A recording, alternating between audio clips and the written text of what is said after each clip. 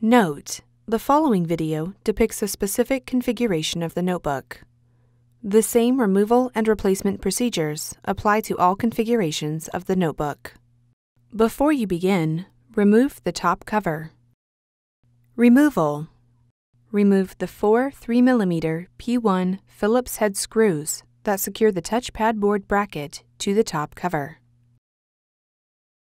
Lift the touchpad board bracket off of the alignment pins on the top cover and remove. Remove the 3 2mm P1 Phillips head screws that secure the touchpad board to the top cover. Lift the touchpad board off of the alignment pins on the top cover and remove.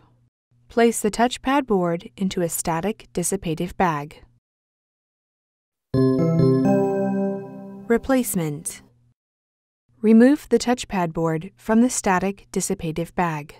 Place the touchpad board onto the alignment pins on the top cover. Replace the 3 2mm P1 Phillips head screws that secure the touchpad board to the top cover. Place the touchpad board bracket onto the alignment pins on the top cover.